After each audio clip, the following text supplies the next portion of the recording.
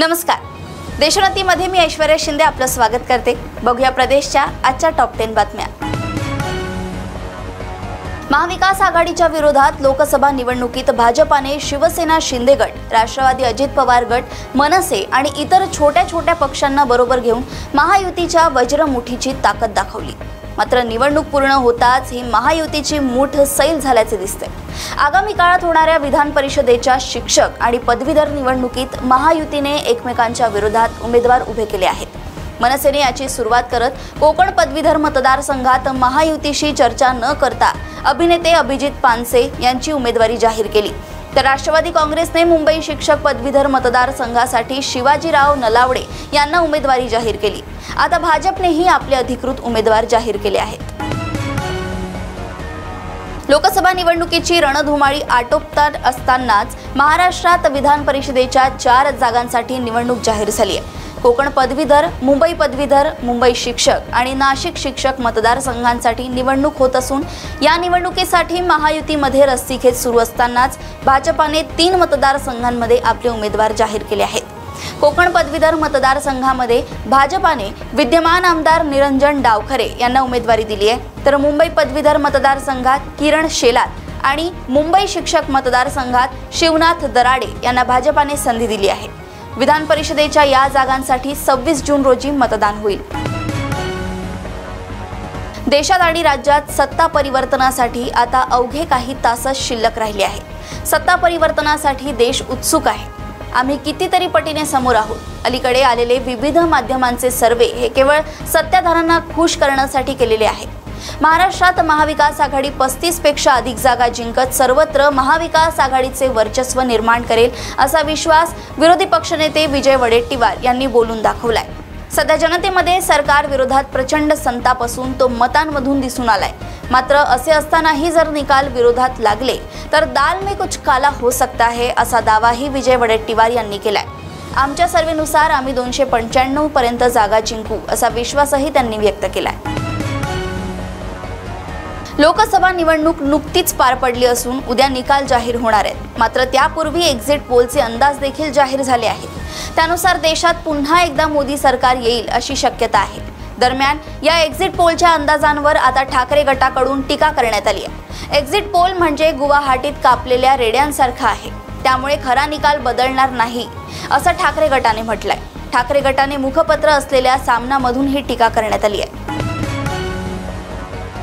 4 जून रोजी या निवडणुकीचा निकाल लागणार आहे. त्याआधी 1 जून रोजी एक्झिट पोलचा अंदाज समोर आलाय. या एक्झिट पोलच्या अंदाजानुसार देशात पुन्हा एकदा एनडीएचं सरकार येणार असल्याची शक्यता आहे. भाजपा प्रणित एनडीएने 350चा आकडा पार केल्याचं एक्झिट पोलच्या आकडेवारीत दिसतंय. तर दुसरीकडे विरोधी पक्षाच्या काही नेत्यांनी देशात इंडिया आघाडीचं सरकार येणार असल्याचा दावा केलाय. अशातच अपक्ष आमदार रवी राणा यांनी मोठं विधान केलंय. देशात पुन्हा एकदा नरेंद्र मोदी सत्तेत आल्यानंतर 15 दिवसात उद्धव ठाकरे त्यांच्याबरोबर दिसतील असं वक्तव्य रवी राणा यांनी केलंय. ईव्हीएमवर लोकांना शंका आहे. या यंत्रणेवर लोकांचा विश्वास नसेल तर निवडणूक आयोगाने विश्वासार्ह यंत्रणा निर्माण करायला हवी. सर्व ईव्हीएमचे सर्किट डायग्राम भारतीय वंशाच्या IT तज्ज्ञांकडे द्यायला हवेत. मात्र निवडणूक आयोग ईव्हीएमला हातही लावू देत नाही. जर गैरप्रकार नसेल तर सरकारला भीती का वाटते असा सवाल माजी मुख्यमंत्री पृथ्वीराज चव्हाण यांनी केला. राज्यपाल मुख्यमंत्र्यांच्या सल्ल्यानेच काम करत असल्याचा आरोपही त्यांनी केलाय.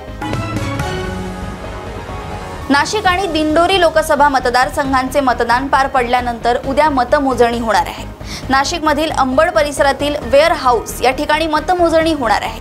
सकाळी 8 वाजल्यापासून मतदान मोजणी प्रक्रियेला सुरुवात होईल. मतदान केंद्रांपर्यंत पोहोचण्यासाठी महायुती आणि महाविकास आघाडीच्या नेत्यांना येणारे मार्ग हे स्वतंत्र ठेवण्यात आले आहे. त्यासोबतच पोलिसांचा देखील कडेकोट बंदोबस्त परिसरामध्ये तैनात असणार आहे. लोकसभा निवडणूक निकालासाठी पूर्ण देश सज्ज झालाय. देशाचा नवा पंतप्रधान कोण याचं उत्तर पार्श्वभूमीवर अवघ्या काही तासांतच मिळणार आहे. अशातच लोकसभा निवडणूक निकालाच्या पार्श्वभूमीवर बीड पोलिसांनी अनोखी कार्यपद्धती अवलंबण्याचा निर्णय घेतलाय. मतमोजणीच्या पार्श्वभूमीवर बीड पोलिसांनी सोशल मीडियावरची देखरेख वाढवली आहे. व्हॉट्सअप ग्रुपवर आक्षेपार्ह पोस्ट आढळल्यास ग्रुप ॲडमिनवर बीड पोलिसांकडून कारवाई करण्यात येणार आहे. लोकसभा निवडणुकीच्या मतमोजणीच्या पार्श्वभूमीवर बीड पोलिसांनी घेतलेल्या निर्णयाची सर्व स्तरातून चर्चा सुरू आहे. मराठा आरक्षण आंदोलनाचे नेते मनोज जरांगे पाटील हे सगळे सोयरे अध्यादेशाची अंमलबजावणी व्हावी या मागणीसाठी 4 जून पासून अंतरवाली सराटी येथे उपोषण सुरू करणार आहे। जरांगे पाटील यांनी आरक्षणाच्या मागणीसाठी 29 ऑगस्ट 2023 रोजी जन आक्रोशन आंदोलन केले होते। त्यानंतर विविध टप्प्यांमध्ये त्यांनी उपोषणे केली। आता अंतरवाली सराटी येथे 4 जून पासून उपोषण होणार असून येणाऱ्या काही दिवसात पावसाळाही सुरू होणार आहे। त्यामुळे उपोषण स्थळी पत्र्याचा मंडप टाकण्यात आलाय। राज्यामध्ये जून ते सप्टेंबर 2024 दरम्यान सरासरीच्या 99% पाऊस पडण्याची शक्यता आहे। कोकण, नाशिक, चंद्रपूर या भागात 100% आणि उर्वरित भागात साधारणपणे 95 ते 98% पावसाचा अंदाज आहे। पुण्यात 100% पावसाचे प्रमाण असेल असा अंदाज ज्येष्ठ कृषी हवामान तज्ज्ञ डॉक्टर रामचंद्र साबळे यांनी व्यक्त केलाय। जून-जुलै महिन्यात पावसाचा खंड पडेल आणि ऑगस्ट-सप्टेंबरमध्ये चांगला पाऊस होईल असेही त्यांनी सांगितलंय। प्रदेशातील अशाच टॉप 10 बातम्या जाणून घेण्यासाठी बघत रहा देशोन्नती आणि अजूनही तुम्ही आमच्या चॅनलला लाईक आणि सबस्क्राइब केले नसेल तर लगेच लाईक आणि सबस्क्राइब करा आणि बघत रहा देशोन्नती। नमस्कार। ठळक घडामोडींसाठी देशोन्नती न्यूज चॅनलला सबस्क्राइब करा आणि बेल आयकॉन प्रेस करा।